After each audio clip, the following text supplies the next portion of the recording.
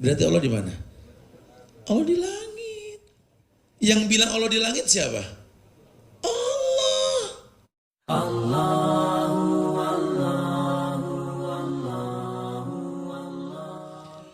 Ada satu hadis dari Abu Sa'id Al-Khudri radhiyallahu anhu, Nabi pernah bersabda. Jadi ini hadis qudsi berarti.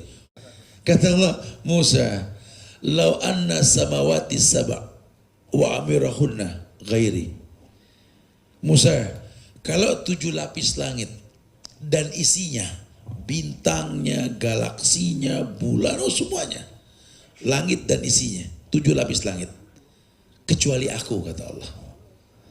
Allah bilang 7 lapis langit dan isinya kecuali aku. Berarti Allah di mana? Berarti Allah di mana? Allah di langit.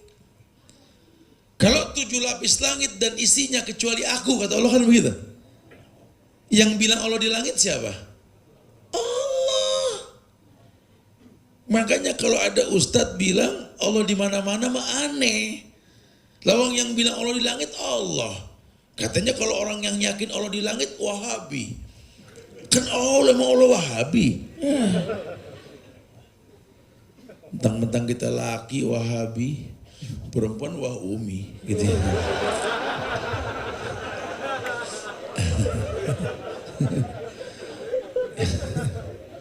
Yang kesian ini Wah Jones. Wah Jonesa. Kullu ibadika yaquluna hadza ya Rabbi. Semua hambamu berkata ini. Iya. Musa, kalau 7 lapis langit dan isinya kecuali aku. Tolonglah bapak-bapak pahami ini hadis. Yang bilang Allah di langit itu Allah. Kenapa kau bilang Allah bohlam? Neon, betul, Masya Allah. Subhanallah. Lihat fitnah akhir zaman ini. Tapi ya banyak pengikut yang mau bilang apa. Makanya kita belajar bukan berdebat. Betul? Makanya ahlul bid'ah kalau udah kitab tauhid karangan Syekh Muhammad bin Abdul Wahab, udah dah kitab Wahabi jangan dibaca tuh begitu. Karena banyak ngerusak adat kita. Ya iyalah, kebongkar semua kesalahannya. Ini hadis mengatakan Allah bilang 7 lapis langit dan isinya kecuali aku. Ayo dong pemuda Indonesia bangkit, belajar kita.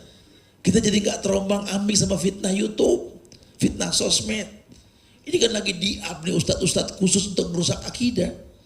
Ustadz Sunnah habis dibantai. Habis-habisan. Gak apa-apa, Allah gak buta. Sekalian kita bikin jangan nonton YouTube, itu fitnah. Gitu.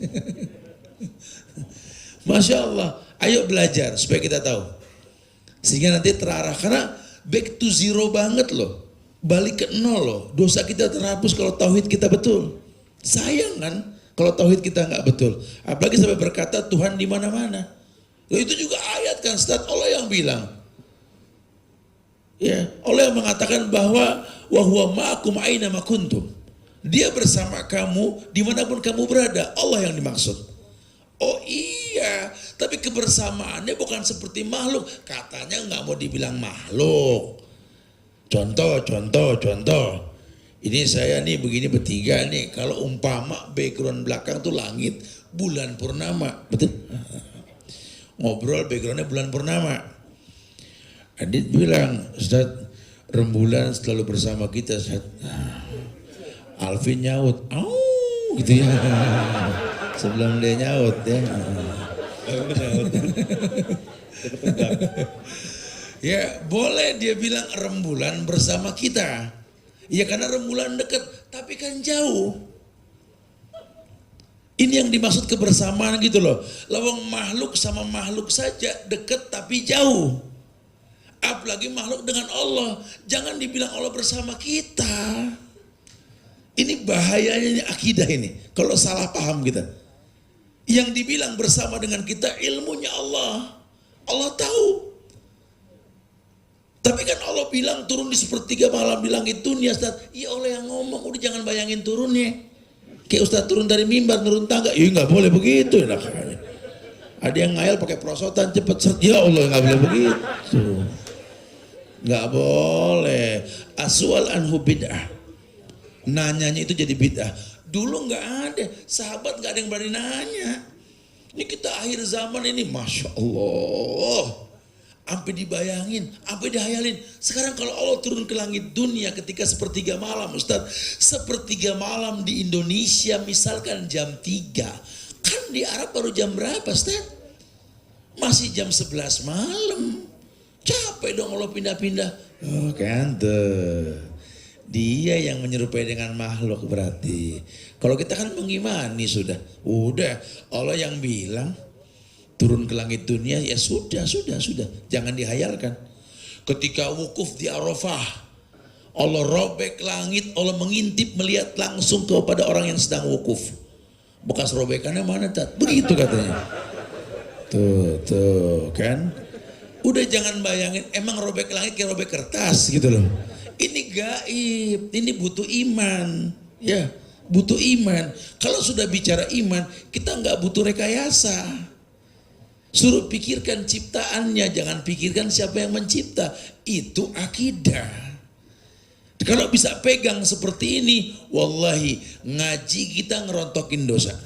Sholat kita ngerontokin dosa, haji umroh kita ngerontokin dosa. Semua ibadah yang kita lakukan karena Allah. Inna sholati wa nusuki wa mahyaya wa mamati lillahi rabbil alamin. Semuanya merontokkan dosa. Karena setiap ibadah itu menjanjikan itu.